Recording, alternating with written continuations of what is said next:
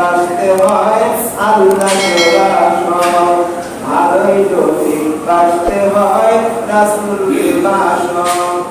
এই প্রভুকে তুমি তোমার জবান দিয়ে ডাকতে থাকো। এই জবানটা আল্লাহ পাক দিয়েছেন, এই জবানটা জিহ্বাটা আল্লাহ পাক দিয়েছেন। এই জিহ্বাটা কত বড়! এই জিহ্বাটা পাথরের মাঝখানে থাকে, দাঁতগুলোর মাঝখানে জিহ্বাটা থাকে, দাঁতের মাঝে জিহ্বাটা। দাঁতের মধ্যে যদি কোনো কিছু প্রবেশ করে জিহ্বাটা বারবার সেখানে যায় ওই জিনিসটা বের করার জন্য। অথচ সুযোগ পেলে দাঁতে জিহ্বাকে ছাড়ে না। আমার কথা বুঝতে পেরেছেন? জিহ্বা দাঁতের উপকার করে, কোনো কিছু ঢুকলে বারবার সেখান থেকে বের করার চেষ্টা করে, কিন্তু সুযোগ পেলে দাঁতে জিহ্বাকে ছাড়ে না, পট করে কামড় লেগে যায়। তাহলে দাঁত হলো দুনিয়া সমতুল্য, দাঁত হলো দুনিয়া সমতুল্য। দুনিয়া হলো হিংস্র, দুনিয়া মানুষের বন্ধু নয়। দুনিয়া মানুষের বন্ধু দেখতে দেখায়, কিন্তু দুনিয়া মানুষের বন্ধু নয়। দুনিয়া মানুষের কোনো উপকার করতে পারে না, উপকার করে একমাত্র আল্লাহ। আর জিহ্বাটা হলো তোমার ঈমানের মতো, ঈমানের মতো দুর্বল, নরম। এই ঈমান যে কোনো সময় হিংস্র দুনিয়া শক্ত দাঁত এবং জিহ্বার উপর আঘাত হানে, জিহ্বাকে কামড় দিয়ে বসে, জিহ্বার মধ্যে ব্যথা পাওয়া যায় মাঝে মাঝে। মানে এই দুনিয়া মাঝে মাঝে ঈমানকে গ্রাস করতে চায়, ঈমানকে নষ্ট করে দিতে চায়। সুতরাং ঈমানকে যদি হেফাজত করতে হয় তাহলে দুনিয়া থেকে বেঁচে থাকতে হবে, দুনিয়ার রং তামাশা থেকে বেঁচে থাকতে হবে, দুনিয়ার আরাম আয়েশ থেকে বেঁচে থাকতে হবে। আল্লাহর হুকুমের উপরে জীবনটাকে চালিয়ে করতে হবে। সাহাবায়ে কেরাম তাদের জীবনটাকে আল্লাহর জন্য ন্যস্ত করে দিয়েছিলেন, আল্লাহর জন্য জীবনটাকে উৎসর্গ করে দিয়েছিলেন। জীবনটা আল্লাহর কাছে ওই সাহাবায়ে কেরামের জীবন আল্লাহর সাথে স্বর্ণ আর হীরা মুক্তা মনির চেয়ে বেশি দামি হয়ে গেছে। বলেন সুবহানাল্লাহ। আল্লাহর কাছে তাদের জীবন অনেক দামি, কারণ তারা আল্লাহকে রব বলে মেনে নিয়েছেন। তারা বলেছেন একথা, ইন্নাল্লাযীনা ক্বালু রাব্বুনাল্লাহ,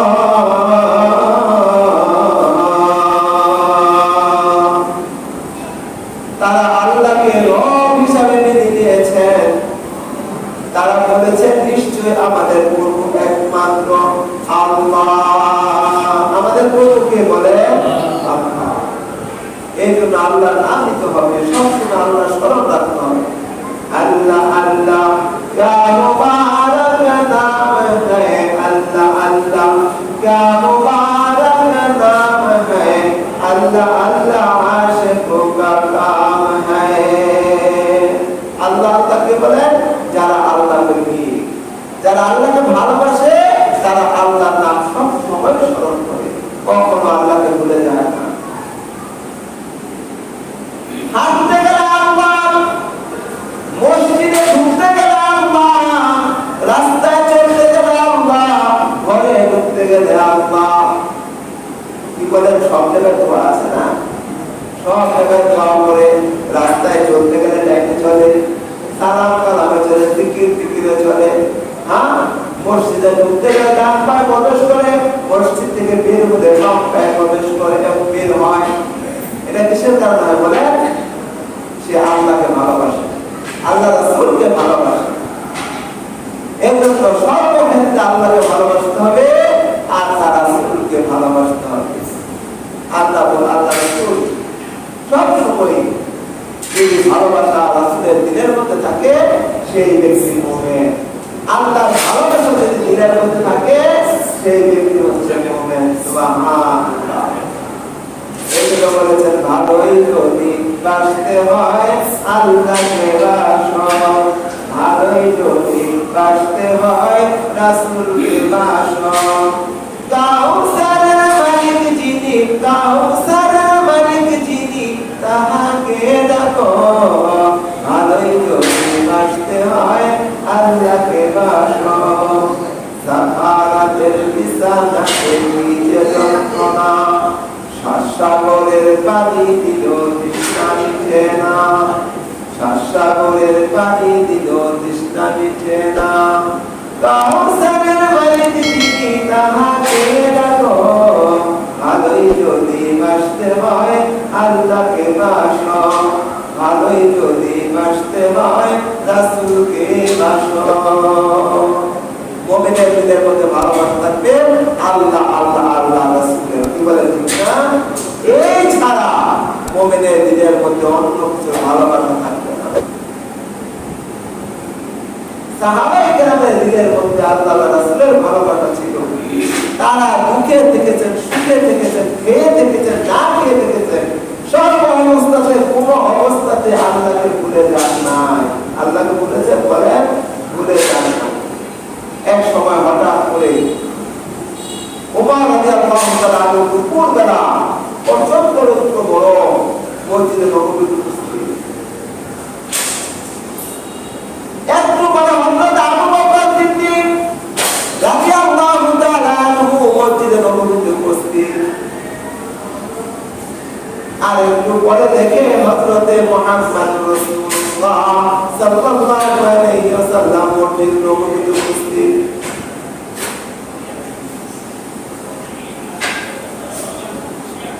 ওমর রাদিয়াল্লাহু তাআলা জিজ্ঞেস করেন, ভাই আবু বকর, আপনি এই প্রচন্ড রৌদ্রের সময়, গরমের সময় কেন মসজিদে নববীতে আসলেন? বলে, ভাই আবু বকর, ভাই ওমর, তুমি কেন আসতে বলো? ওমর রাদিয়াল্লাহু তাআলা আবু বকর রাদিয়াল্লাহু তাআলা জিজ্ঞেস করলেন, ভাই আবু বকর, তুমি এই প্রচন্ড রৌদ্রের সময় কেন মসজিদে আসছো? তারপর ওমর রাদিয়াল্লাহু তাআলা আবু বকর রাদিয়াল্লাহু তাআলা জিজ্ঞেস করেন, আবু বকর, ওমর, তুমি কেন আমার আগে মসজিদে নববীতে আসলা? হযরত ওমর রাদিয়াল্লাহু তাআলা বলেন, ভাই আবু বকর, কয়েকদিন হয়ে গেছে খাবারের কোনো ব্যবস্থা নাই, খাবারের ব্যবস্থা নাই।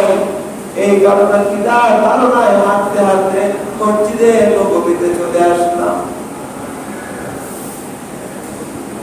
আবু বকর রাদিয়াল্লাহু তাআলা বলেন, ভাই ওমর, তুমি ক্ষুধার কারণে মসজিদে আসছো, আল্লাহর কসম আমি আবু বকর ক্ষুধার কারণে মসজিদে নববীতে চলে আসছি।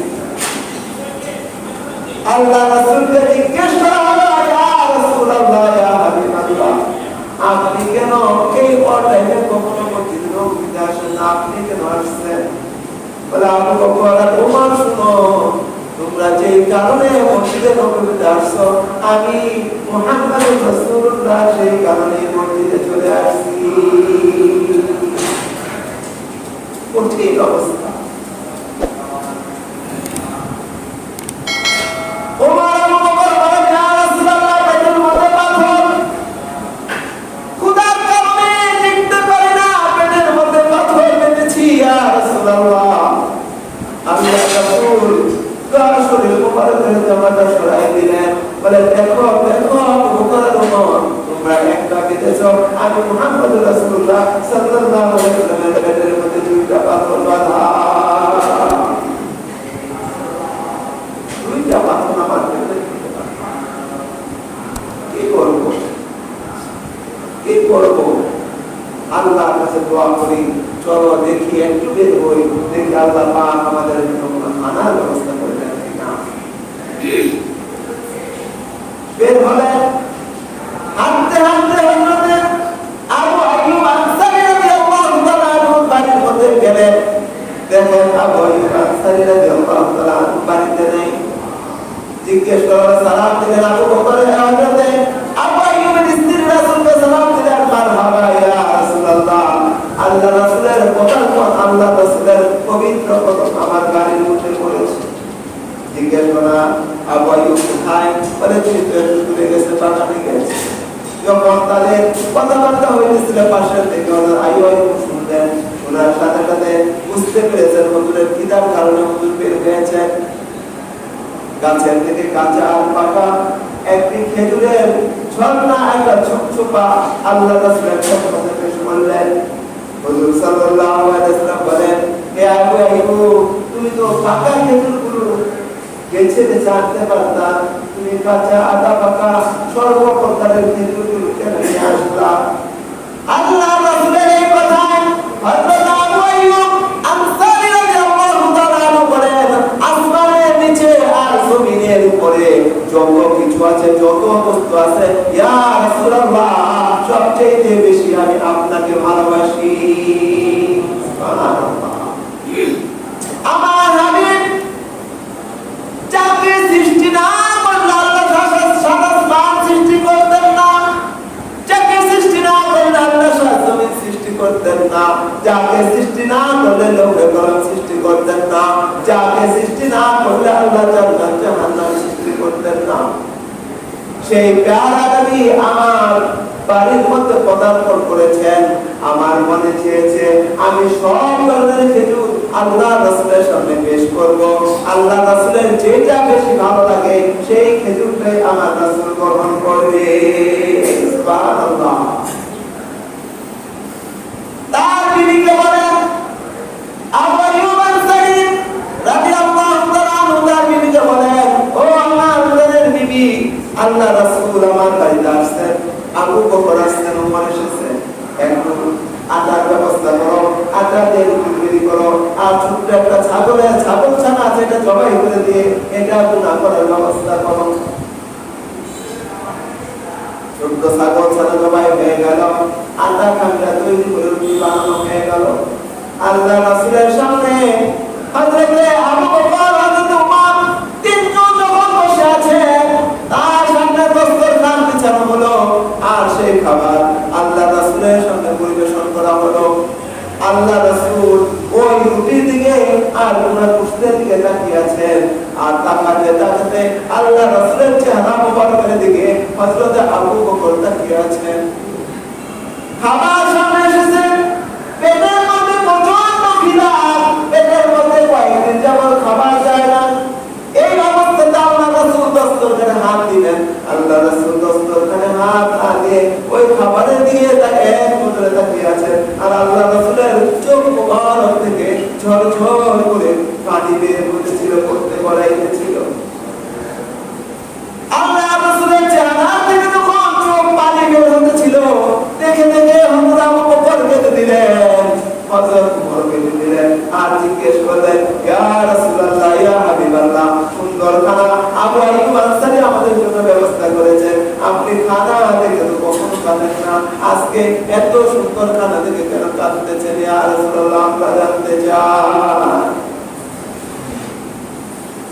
আল্লাহ রাসূল এই কথাটা শোনার পরে বলেন, আবু বকর শুনুন, ওমর শুনুন, আবু আইয়ুব আনসারী শুনুন, এই সুন্দর খানা আমার সামনে আজকে এসেছে, কিন্তু আমি সেই পরকালে সেই কঠিন দিনের কথা স্মরণ করতেছি, যেই দিন 50,000 বছরের কিয়ামতের মাঠে দাঁড়ায়া এই খানার হিসাবগুলো দিতে হবে।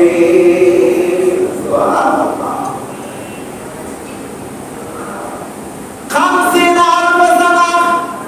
একদিন নয়, 2 দিন নয়, 100 বছর নয়, 200 বছর নয়, 1000 বছর নয়, 2000 বছর নয়, 50,000 বছরের কিয়ামতের মাঠে দাঁড়িয়ে এই কিয়ামতের হিসাব আমাদের দিতে হবে। আল্লাহ রাসূল বলেন, আবু বকর, ওমর, তোমরা আল্লাহর কাছে দোয়া করো, আল্লাহর কাছে সাহায্য চাও, আল্লাহর কাছে তোমার খানা যখন সামনে আসবে দোয়া করবা,